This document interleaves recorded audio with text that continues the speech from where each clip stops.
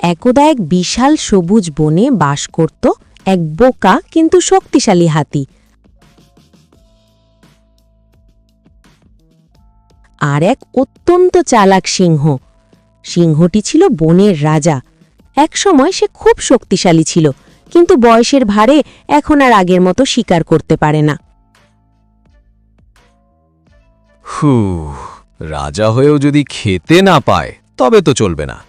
শক্তি না থাকলে কি হবে, বুদ্ধি তো আছে। তাই সিংহটি ঠিক করল এবার সে বুদ্ধি খাটিয়ে শিকার ধরবে।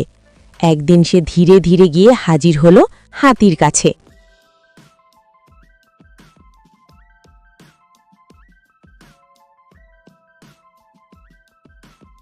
হাতি ভাই, তুমি জানো কি, আমি এক ভীষণ বড় গুপ্তধনের সন্ধান পেয়েছি। গুপ্তধনের কথা শুনে হাতির চোখ চকচক করে উঠল। সত্যি নাকি রাজামশাই? গুপ্তধন কোথায়? একটা সরু গুহার ভেতরে। আমি ঢুকতে পারছি না, কিন্তু তুমি যদি তোমার সুঁড় দিয়ে সেটা বের করো তাহলে আমরা আধা আধি ভাগ করে নেব।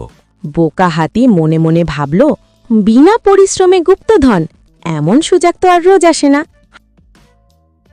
হাতি আর সিংহ একসাথে গিয়ে পৌঁছালো সেই গুহার মুখে।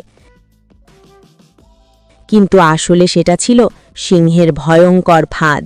সিংহ ভাই, শুধু সুর ঢোকালে হবে না, একটু মাথাটাও ভেতরে ঢোকাও, তবেই নিচ পর্যন্ত পৌঁছাতে পারবে। বিশ্বাস করে হাতি মাথা ঢোকালো গুহার ভেতরে। ঠিক সেই মুহূর্তে বোকা হাতি, কোনো গুপ্তধন নেই, আজ তুমি আমার খাবার। কিন্তু ভাগ্যের কি খেল! হাতিটি এত বিশাল ছিল যে সে গুহার ভেতরেই আটকে গেল, নড়তেও পারছে না। ঠিক তখনই পাশ দিয়ে যাচ্ছিল বনের এক চালাক শিয়াল। শিয়াল ঠিক বুঝে গেল কি ব্যাপার। সে তৎক্ষণাৎ মাথা খাটিয়ে জোরে চিৎকার করে বলল, হাতি ভাই, পালাও, গুহার ছাদ ভেঙে পড়ছে। এই কথা শুনে হাতির প্রাণ যেন ফিরে এলো। সে তার সব শক্তি একসাথে লাগিয়ে এক ঝাটকায় নিজেকে বাইরে টেনে আনল। হাতি বের হতেই হুড়মুড় করে পাথর ভেঙে পড়ল গুহা থেকে। ও বাঁচাও, আমার সর্বনাশ হয়ে গেল। সিংহ আহত হয়ে মাটিতে পড়ে রইল। আর হাতি তখন সব বুঝে গেল। আমি কত বড় বোকামি করেছি, লোভে পড়ে নিজের বুদ্ধিই ব্যবহার করিনি। হাতি শিয়ালের দিকে তাকিয়ে কৃতজ্ঞতার সাথে বলল, বন্ধু শিয়াল, আজ তুমি না থাকলে আমি বাঁচতাম না। তোমাকে অসংখ্য ধন্যবাদ।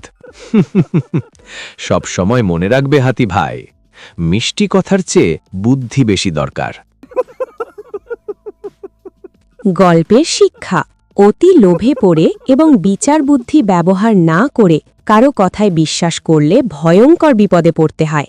পঞ্চতন্ত্রের গল্প আমাদের শেখায়, বিপদের সময় ঠান্ডা মাথা আর বুদ্ধি সবচেয়ে বড় শক্তি।